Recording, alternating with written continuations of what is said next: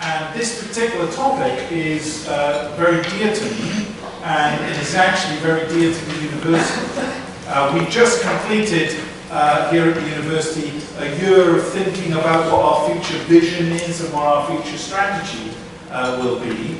And key to that future vision and that future strategy has been, will be the continued investment in our research and innovation themes here at the university. We've had them for a couple of years now, but we've really started to see how they're embedding some of the interdisciplinary research that I'm sure you're going to hear about tonight, embedding that within the vision and the strategy of the university going forward. And in particular, where plastics, especially the issue around the single-use plastic and how that is affecting our environment and how we can do sustainable circular economy around plastics, is something that the university is already investing quite a lot of money in and will continue to invest quite a lot of money into the future.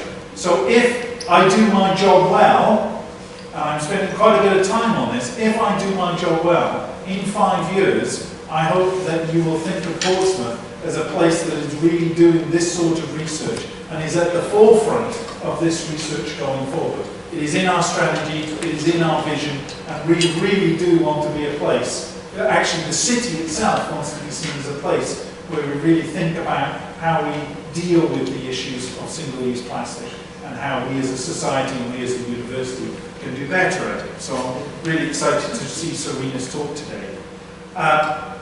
Maybe just on that, one of the things that is now, again, talking about our vision and strategy going forward at the university, I can't really talk about single-use plastics and the blight of single-use plastics without also really realizing that we as a university need to get our act together around being climate positive. And that's another part of our strategy here. We, as you saw last month, or in January, launched our strategy, and we have committed as a university to being climate positive by the end of this decade. And I think it's time for action rather than words. And I'm quite proud that I am leading that work within the senior leadership team here at the university. So if any of you work at the university, or if any of you are interested in how we might become climate positive by the end of this decade, I'd be more than happy to talk to you about it. Maybe not tonight, because I have to run at the end of the meeting, but just to reassure you that it is now filtered up to the top level of the university. And really, if we're going to be at the forefront of the research around single-use plastics, we really need to get our house in order. Anyway, that's enough about the university. You're not here tonight to know what our vision and our strategy is. You're here as part of a joint public lecture with the Royal Geographical Society, so we're honoured to have them as a co-sponsor of this public talk. And maybe just I can tell you a little bit about the Royal Geographical Society. For those who are not aware, the Society started in 1830. It has evolved into the largest, most active societal, scholarly geographical society in the world, and acts as a learned society and professional body committed to advancing geographical science and supporting its practitioners. It is based in central London and welcomes over 150,000 people a year to its events and activities. And again, we are incredibly proud to be part of that outreach activity that the Society does. So let me, you didn't come here to listen to me, you came to listen to Serena. Serena is already famous within the university. I think she was known about long before she arrived, actually, and I was excited when I heard that she was joining us here as a PhD student because of the research she's already done, the research she's already been involved in. And she did tell me that she will be talking about the giant Pacific garden patch, which, and why would I know this as PVC of R&I, is one of the most cited papers ever for the REF 2021 exercise that is coming up. So Serena is very much on my radar because she is already contributing to the R&I infrastructure here at the university. So I will leave it there. I will let Serena introduce her research, but it is a pleasure to introduce her, and I think, if I may embarrass you, I think we are seeing a star for the future, because that's my subject area, so I had to get an astronomy pun in there, but I think we are really seeing a star for the future, and I hope after this hour, not to put the pressure on you, but I hope you will agree with me after her lecture tonight. So please put your hands together, Serena.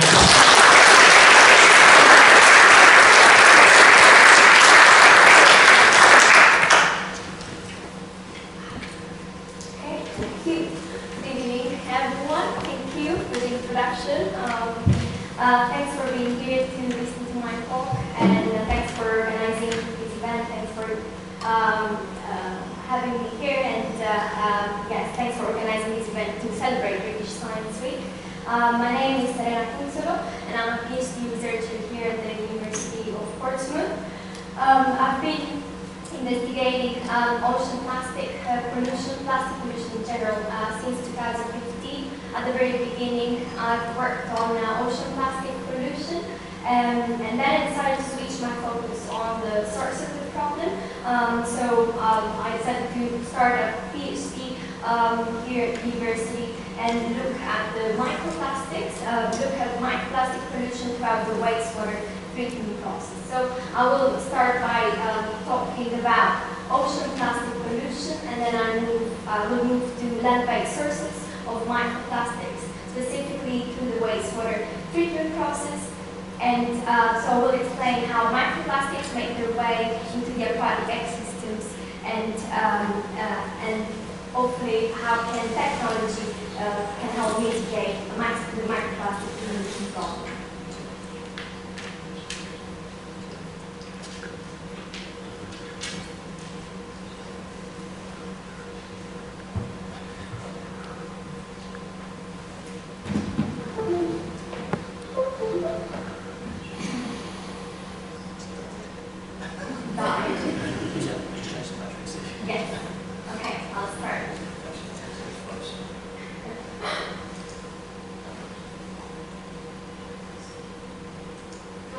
Until 10 minutes ago, and now it's working again. So it's plastic. Plastic. So plastic is a great material. It's a great material because it's inexpensive, it's resistant, and because of its resistance, it's actually durable. We see plastic pretty much everywhere in our daily life. When we walk to the supermarkets, we see a lot of food packed with plastic. When we have takeaway food, coffee, or other beverages, those come in plastic.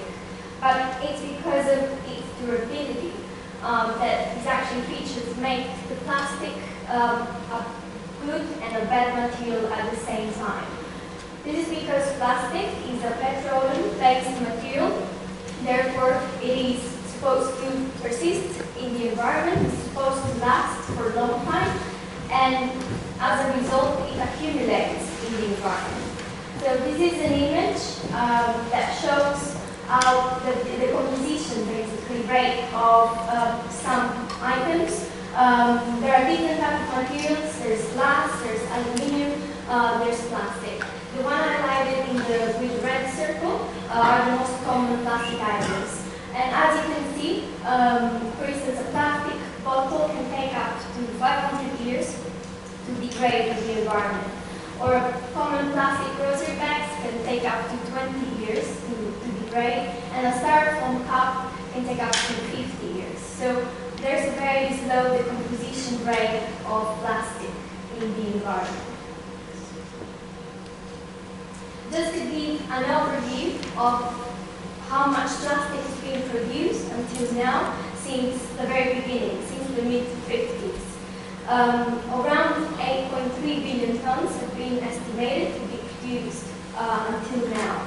And of these, around 6.3 billion tons represent plastic waste. Of these, only 9% have been recycled, 12% have been incinerated, and the majority of it, which represents almost 80%, actually accumulates either in landfills or in the natural environment.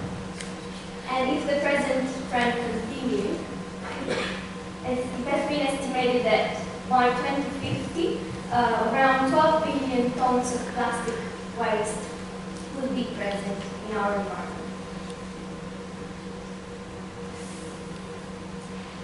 This is to show what was the most type of plastic that has been produced and used for. So when we think of plastic, actually we have to think of a different type of material. So plastic is quite a general term that embraces different types of material or polymer as they're called. And more than a third of the plastic that has been produced in this specific case, this graph refers to 2015, but the trend over the past year has been quite similar. So more than a third of the plastic that has been produced is used by the packaging industry. So it's used for packaging. The second most produced is in the building sector and then textiles. So packaging is, if we want to have, like, if we want to go a little bit in more details and understand what type of polymer actually we find in the packaging sector and the industries actually use. Polyethylene and polypropylene are the most common type of material. So when you think, for instance, of yogurt pots or the containers for the butter or milk, or for instance the shampoo, soap containers, detergent containers, all these are made with polyethylene and polypropylene. Another important polymer type that is used in the building sector, and it's the second most produced, is polyvinyl chloride. Polyvinyl chloride, we find it, for instance, in the flooring. So some tiles are made of polyvinyl chloride, or we can also find it in pipes. So, for instance, plumbing pipes. That's what very often they're made of. And then textiles. Textiles are also they have been produced. They're in third place, and they've been the most common type, polymer type, are, for instance, polyester, acrylic, and polyamide, also known as nylon. So these synthetic fibers are used to make clothes, but they are also used, for instance, in flooring. So to make carpets. So as I mentioned earlier, plastic, because it's a petroleum-based material, actually persists, and as a result, it accumulates in the environment. And since it accumulates in the environment, of course, it has some environmental consequences. And it has become, over the past years, a worldwide environmental issue. I'm sure that most of you are familiar with this picture. These are just some of the examples of the most visible effects of plastic in our oceans. On the right side and on the bottom picture, we see some examples of aquatic life that get entangled in fishing nets. So if you have a look at these big, huge nets, this is called ghost net. It's called ghost net. So a ghost net is a commercial fishing gear that is abandoned intentionally or unintentionally by fisheries out at sea. What happens is that fishing nets float at sea, and what happens is that over time, floating at sea, when they encounter other fishing nets, they grow in size. So they get tangled to each other, and they grow in size. And there's a lot of potential there in terms of trapping sea life and also killing sea life. So as you can see, many turtles and seals and also other type of animals, aquatic life, unfortunately, get trapped in those. And on the top picture, we see this is an example of an albatross, a seabird, like the albatross, many other seabirds, and also other aquatic life. Actually, they mistake plastic for food. So they ingest plastic. In this case, not microplastic. They ingest plastic until basically the plastic clogs their stomach, and they die for starvation because they cannot take up more food. I'm a marine biologist by training, so we'll be focusing on the environmental implications that plastic pollution has in our environment, but I believe it is important to mention and highlight that plastic pollution has also social and economical consequences. So if you think of, for instance, the cost needed for cleanup operations and litter removal, or also, ironically, there could be there could be a decline in fish stocks.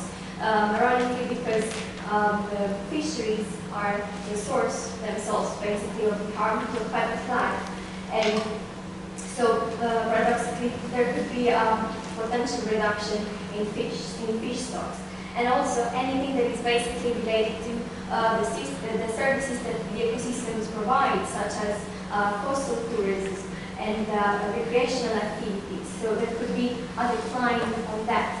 Plastic pollution could have an impact on those too. And also, for instance, the damage that plastic pollution could have on vessels and boats, because these ghost nets could get entangled in the propeller, and therefore that could cause some damage to the vessel. These are just, of course, some of the social and economic consequences, but it's important to keep in mind that plastic pollution is also that. So this is, here I start my story about my past research. In 2015, I joined the Ocean Cleanup, a Dutch foundation, whose aim is to develop technologies to extract plastics from the ocean. Back then, I was part of the Ocean Plastic Research Team, and we had one goal, to quantify the amount of plastic floating in the Great Pacific Garbage Patch. The Great Pacific Garbage Patch, as you can see here in the picture, is located within the North Pacific Gyre. An ocean gyre is an area of the ocean where currents move in a circular way. That's the reason why plastic tend to accumulate in there. And the North Pacific gyre represents a hotspot of plastic pollution. It is the gyre with the highest concentration of plastic. There are 5 gyres in the ocean, as you can see, 2 in the Pacific Ocean, 2 in the Atlantic Ocean, and the 5th in the Indian Ocean. The Great Pacific Garbage Patch is located specifically halfway between Hawaii Islands and California. Just to give you an idea of the size, it's 1.6 million square kilometers, and it's roughly basically 2 times the size of France.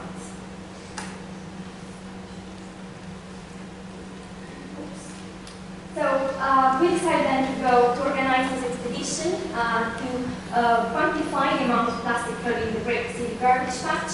As you can see in the picture, the gray dots represent the edge of the patch, and the dark dots are the locations where we collected plastic debris. In total, we have 80 sampling locations. This is a picture that was taken with a drone of the research vessel. So we had 2 different types of sampling devices, one bigger and a larger one. They were 2 net trolls. The smaller one that you can see now in the picture on the top, it's called manta trolls because it has a similar shape to manta rays, and it catches smaller debris with a size in between 0.5 millimeter up to 15 millimeters.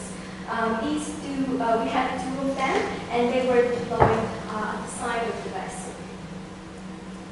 And then at the rear of the vessel, we deployed 2 bigger net trolls that we called mega trolls, and they were collecting bigger debris of a size in between 1.5 centimeter up to 50 centimeter. But we wanted to actually investigate a wider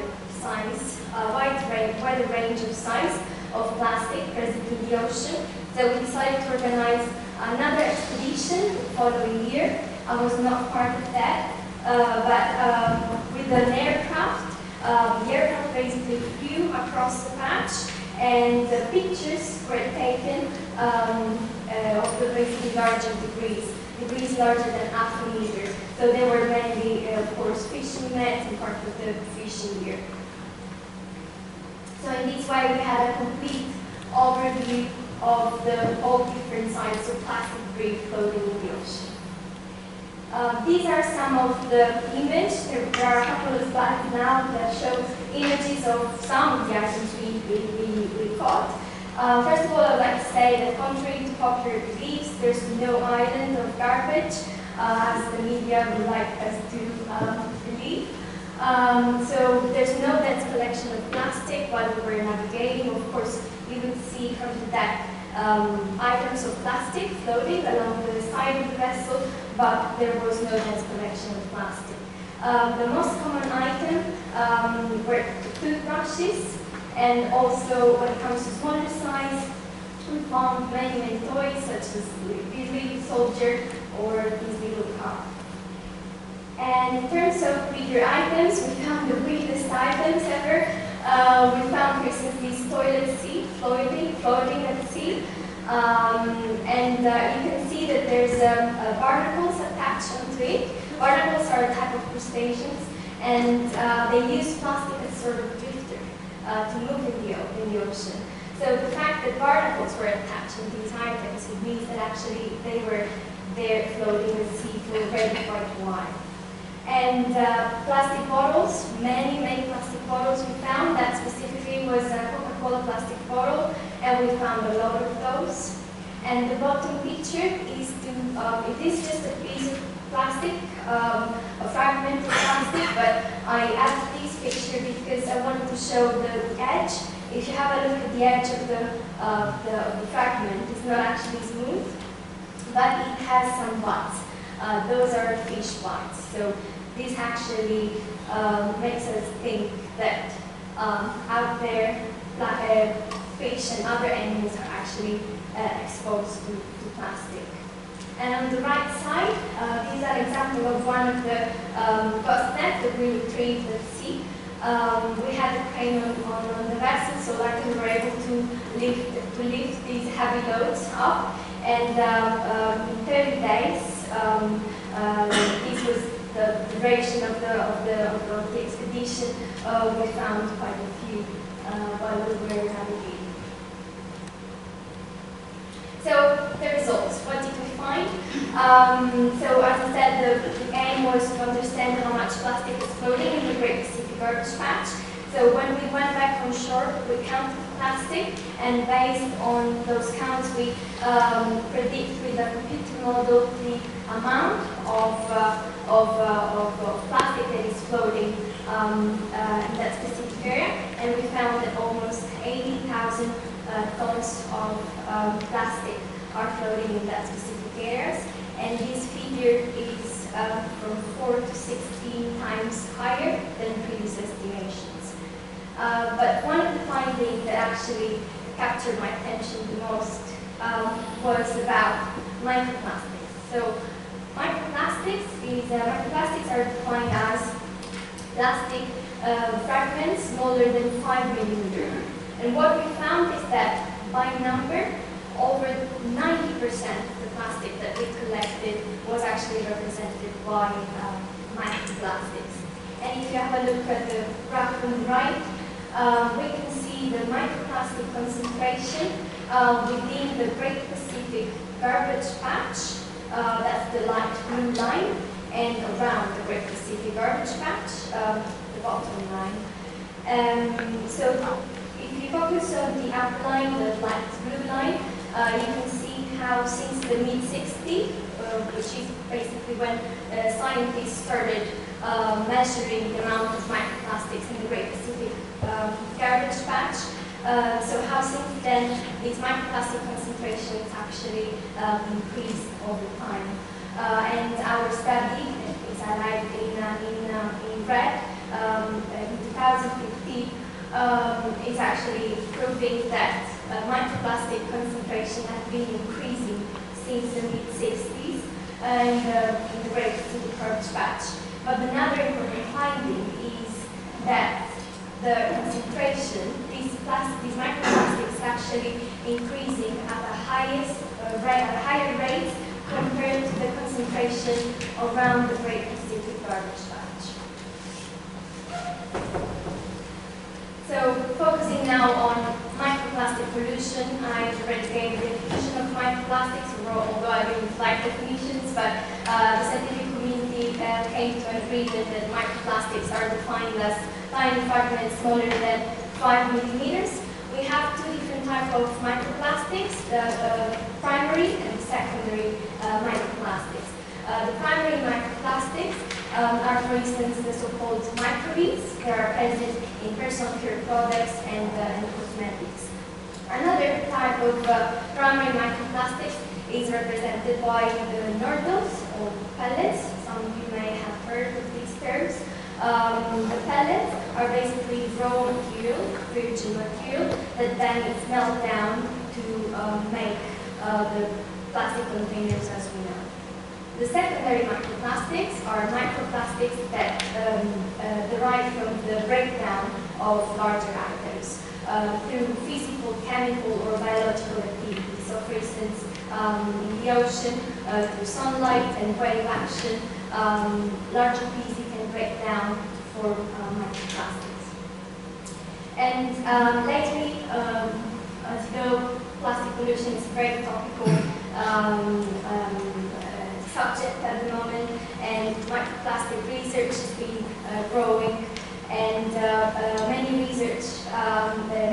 many researchers have found that microplastic is now present pretty much everywhere around the world. It's not present only in the open sea, but also and in the shorelines, but also in the sediments, in the deep sea, and unfortunately also in very remote areas like in polar regions. But it has also been found in foods such as beer, salt, and honey. So the reason why I decided to switch my focus from ocean plastic to land-based sources of plastic pollution is because it has been estimated that in between 60 and 90% of the microplastics that we actually found in the ocean comes from land. So the oceans, of course, are downhill from everywhere, and they represent the final city for microplastics. But once microplastics are in the ocean, it's difficult, it's almost impossible to retrieve them. So if we have one very powerful tool in our hands, it's prevention. And as you've seen, the highest impact that microplastic has and plastic pollution in general has is in the open ocean, is in our seas and oceans, and therefore microplastic research has been focusing mainly on marine ecosystems. And there's a lack of research about terrestrial and freshwater ecosystems. So that was my sort of like motivation. I decided then to focus on one of the main primary routes for microplastic pollution into the aquatic ecosystems, which are wastewater treatment plants. And with this picture, I will be introducing actually many other land-based sources. So don't get scared. There's a lot of information in this infographic. I will be guiding you through. I really like this infographic because actually it summarizes the different land-based sources. To start with landfill, and then we have also transportation. So for instance, shipping of materials that has been produced on land, such as nurdles. So these pellets can be shipped somewhere else, and it has happened in the past that there have been accidental spills, and all these pellets of very tiny size they've been released in the open ocean. Another important source are rivers and waterways, and then there's also urban and transport infrastructure and road runoff. So road runoff would include tires abrasion. So when we drive our cars, what happens is that the wheels, the tires, with the friction on the asphalt, produce very tiny particles, mainly made of synthetic rubber. So these particles, the road runoff, when it rains, will eventually end up in rivers and in the oceans. And one of the main primary routes for microplastic pollution to the environment is wastewater treatment plant, where my focus is at the moment. There are different types of plastic that we can find in sewage. I will be shortly talking about it. But one of the most abundant types is represented by microfibers that are shed from our clothes during laundry. And this recent paper has estimated a potential release of up to 700,000 fibers just from a single 6-kilo wash of clothes made of wood. But another important focus of my research is sludge. So sludge is a byproduct of the wastewater treatment process. It's a semi-solid organic material, and after treatment, it is used as a fertilizer and applied on land.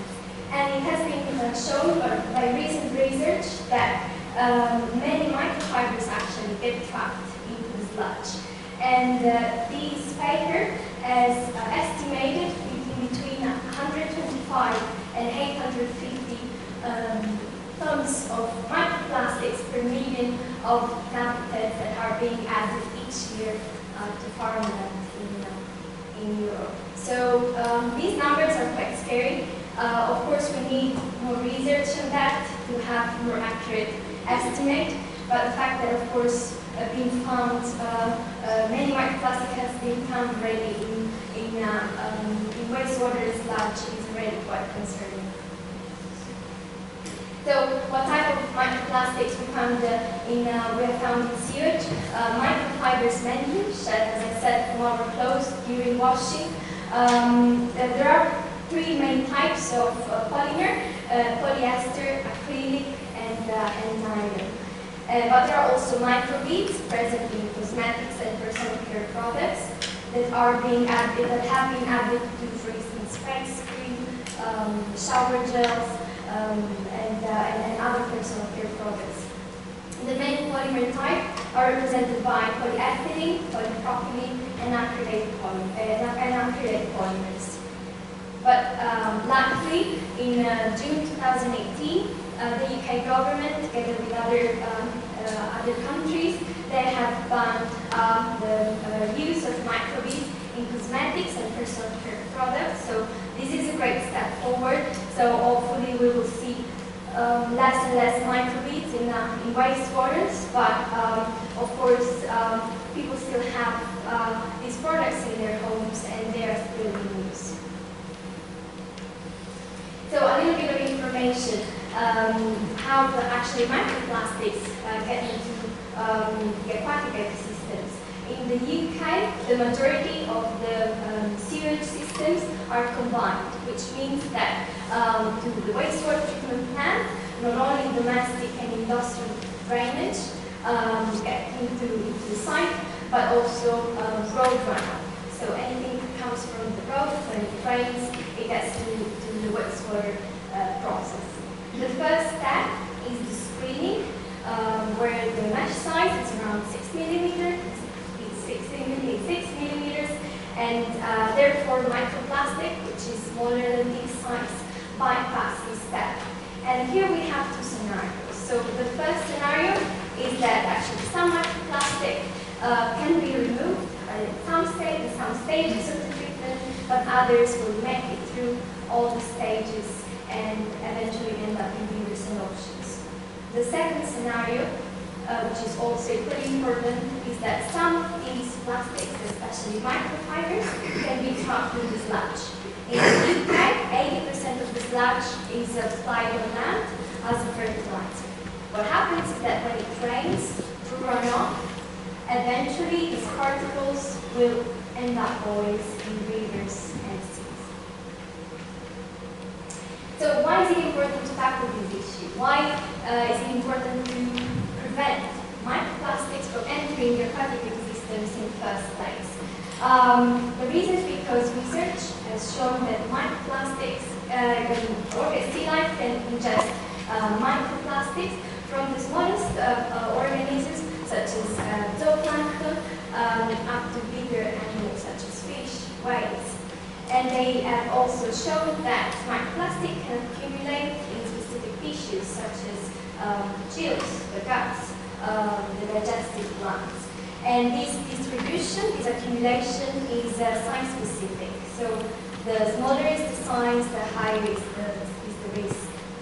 At this stage, the human health effects are still unknown, so more research is definitely needed to understand what are the ecological, the ecotoxicological implications of microplastics to human health. The main concern related to microplastics and their impacts to the environment is actually related to the fact that microplastics are a vector. They represent a carrier for pollutants. Pollutants that are in the environment. So think of microplastics as a sort of sponge that can absorb onto the surface pollutants that are already present in the surrounding environment. So if microplastics are in the water, they can potentially absorb these chemicals. And once they have these chemicals on the surface, if there's ingestion, these chemicals can be potentially transferred to the tissue of the organisms. These pollutants can not only be present in the surrounding waters, but can also leachate from the plastic itself. These are the so-called additives that are chemicals that are being added during the manufacturing process to make the plastic more resistant. So these type of pollutants, they have consequences once they are present in the organisms, and it has been shown that that can cause inflammation, that can reduce the fertility, that can cause liver stress, and they can also cause hormonal disruption. So basically they can mimic hormones, and they can cause birth defects, developmental disorders, and so on. What happens is that when the concentration, it happens that the concentration of these toxins can actually increase throughout the food web up to its higher level. So that's where the main concern of the microplastic comes from, because as human beings we are at the very top of the food web. And again, more research is needed on these topics. So of course, over the past years, there's been a very exponential growth in microplastic research, but still we need to understand what the impacts are on human health. So back to my project.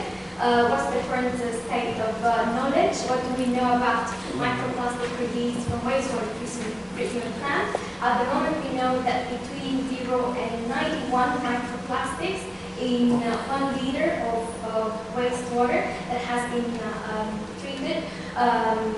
So between 0 and 91 microplastics are present in 1 liter of treated wastewaters. And although it has been shown that actually wastewater treatment plants have high removal efficiencies as to microplastics, the volume of the water that is being discharged on a daily basis by the wastewater treatment plants is actually very high. Therefore, the microplastic concentrations in wastewater are very high. And this is a table to show some of the research that has been conducted on microplastic concentration in wastewaters. There was this one study in the UK, up in Scotland. They found that in one wastewater treatment plant that treated roughly 261,000 cubic meter in 1 day, they estimated a release of up to 65 million microplastic particles in just 1 day. They didn't look at the sludge, so we do not have data about the sludge, but the research group in Finland, they found that in that wastewater treatment plant that treated 10,000 cubic meters of water in one day, there was a potential discharge of microplastics in the sludge in one day of 416 million. Sorry, so is that the number of particles, but does it have the actual quantity of volume or weight? Yeah, that's the question. That's the tricky thing, because unfortunately at the moment microplastic research does not have like standardized methodologies. So some people give different type of reference units. So sometimes some people give the volume, some people give the number of plastics, and people give the mass. So this is something that, yes, one of the disadvantages at the moment. So data collection, I'm currently collecting samples in 3 sites in the south of England.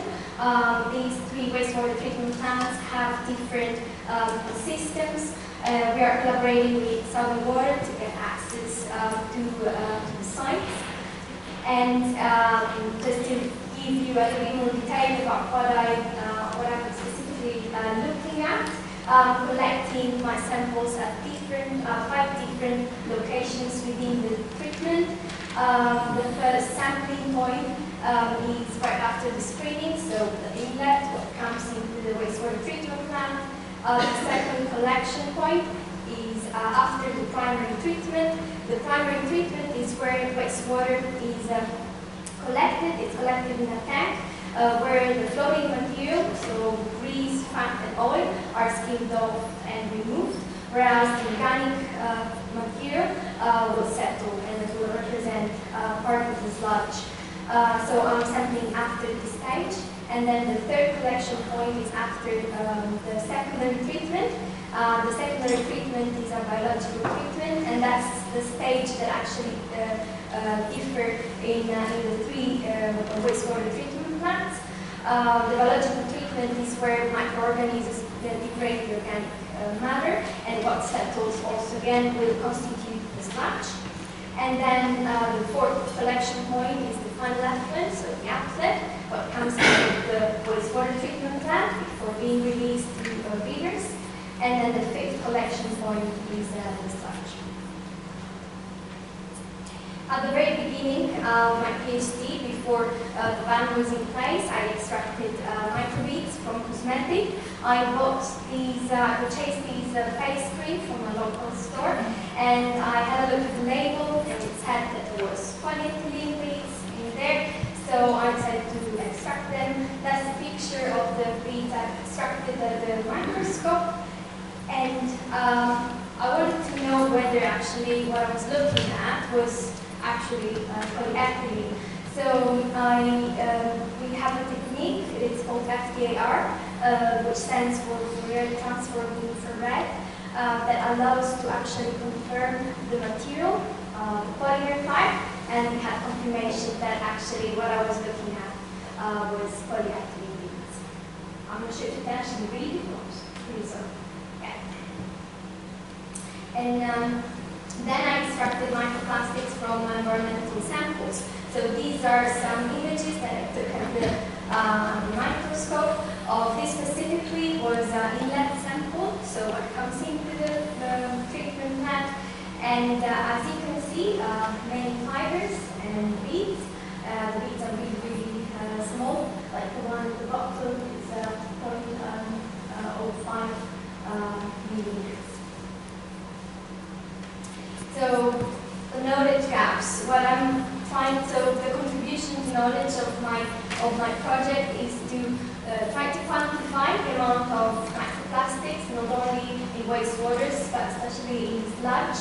And I am looking at how actually microplastics move within the process. So I'm looking at what type of polymers are actually being removed and what type of actually polymers make it through the process. And I'm also, more importantly, looking at the different types of wastewater treatment plants.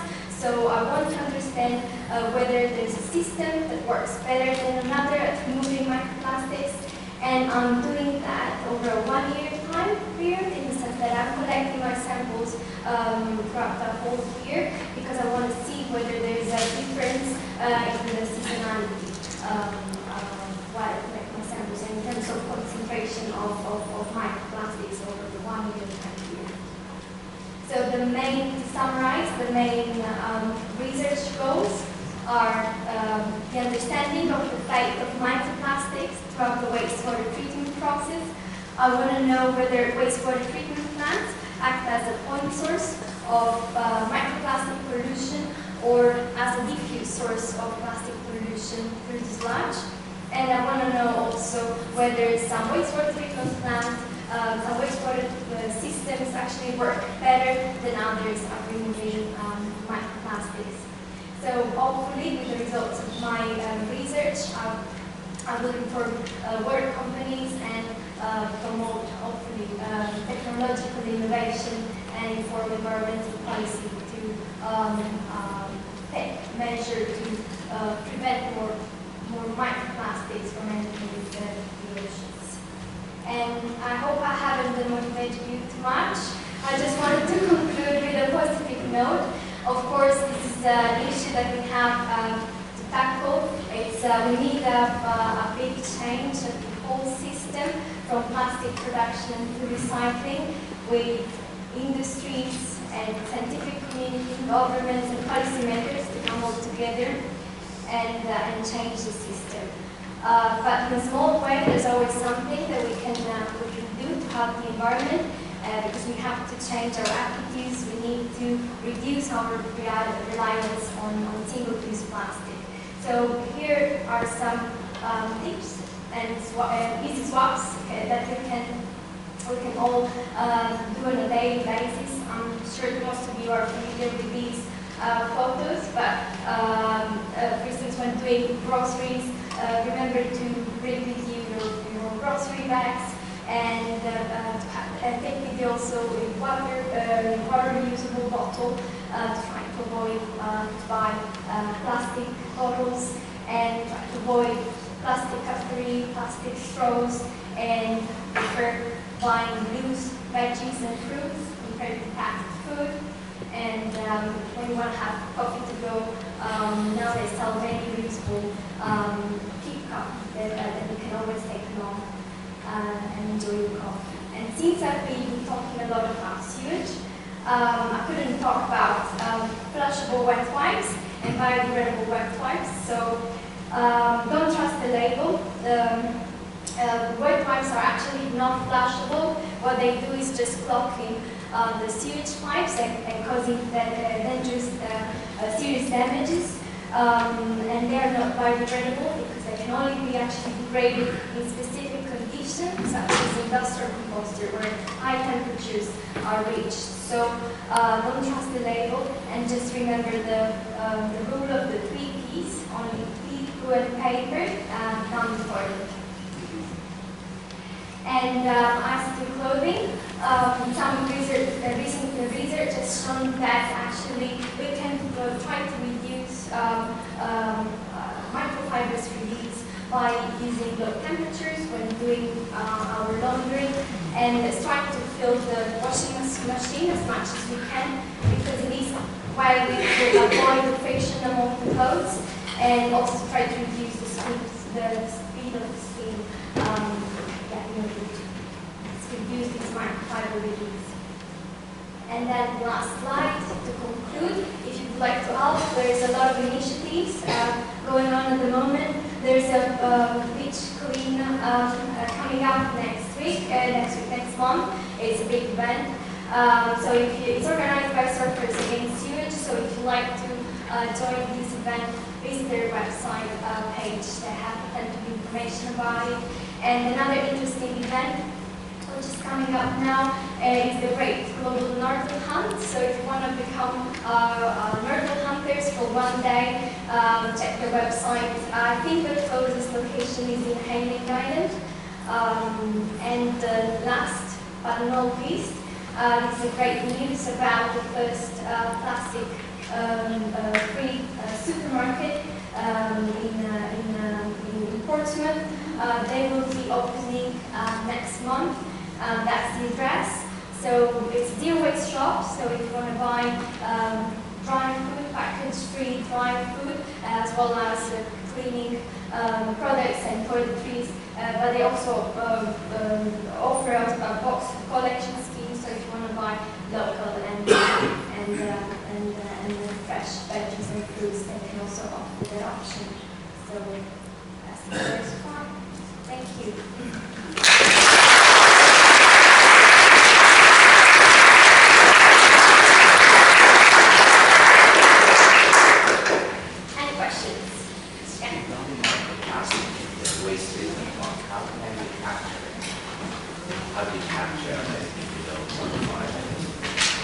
Yes, so at the moment it depends on the type of systems. So there are different types of systems I'm looking at, and some are, as I said, some can be trapped in the sludge. So this is one way where, for instance, particles collect. One of the systems has a technology that basically has a membrane. So it's a very, very fine mesh that has an essence membrane. So basically, the majority, I'm expecting that the majority of the particles actually will be trapped in that membrane in that way. So this is one of the ways this is to. It's pretty much a standard filter. That's the only way. Yes, it's very refined. Why is the plastic included in toothpaste nowadays? Sorry? Why is the plastic included in toothpaste?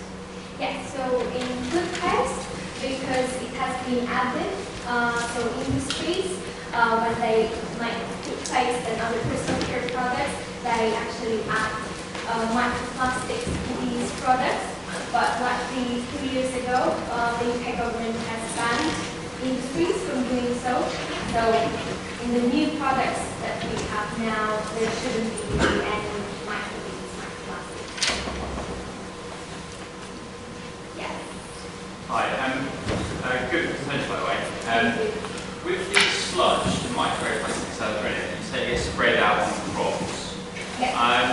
Do you know what happens to the microplastic? Does it get absorbed into the crops or does it get washed back into the rivers? Yes, so this is what I was talking about and then run off.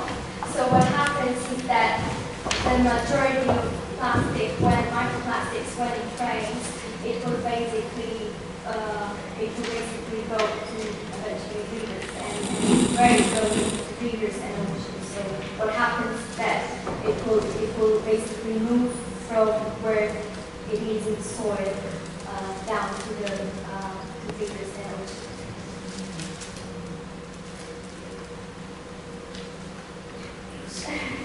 I watched many documentary films about microplastic pollution. And I attended last year and before about that. But not like this accurate, very accurate, huge data. It's very, very specified. In addition to that, you support your research by the maps. I appreciate your efforts with that. My question is, how can there is a huge amount of plastic in the ocean?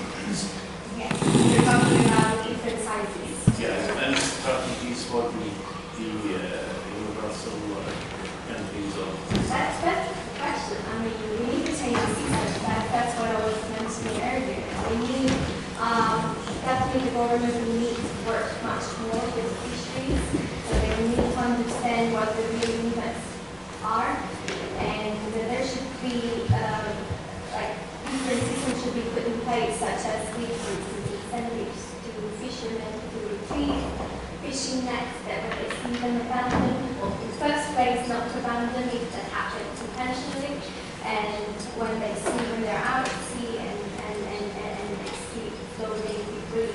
So trying to find a way, for instance, for with the fishing industry and work from here. That's my answer. Yeah. Yes. Yeah, it's really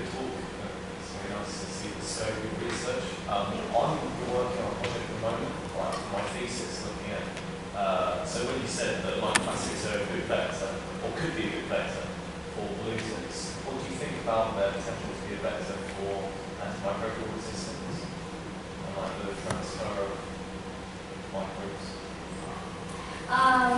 Yes, that's actually a good question. I haven't looked too much into that, to be honest. But I think that that could potentially be used to also solve this issue in connection to that. So yes, I think that's an idea.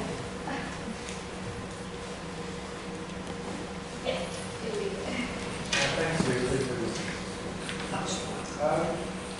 It's interesting to note the disparity in the microplastics recorded in the different Portsmouth treatment across the UK, America, I think. Is there any reason for that? Is that just simply down to in-country processes or? Yeah, it's mainly due to methodologies. So as I said earlier, there's no standardized procedure, standardized methodology, and not only that, people measure plastics in different ways, so they consider different unit measures. So that's one of the big reasons why you see these different amounts. And also, I think what we need to keep in mind is that we always have to consider the flow rate, so also the amount of water that has been treated and what size of the population, so whether the size itself, basically the wastewater treatment plant. So many papers do not keep this sort of information, so it's really difficult then to make this comparative study.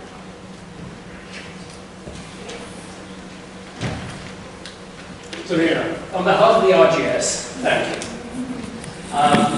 As someone who's worked quite recently on the sewage in East Africa, I'm used to big bits of plastic. I'm not used to tiny little bits of plastic. And this has been a revelation to me, and I suspect to many people here. Thank you. So it was a very fascinating lecture. Thank you very much.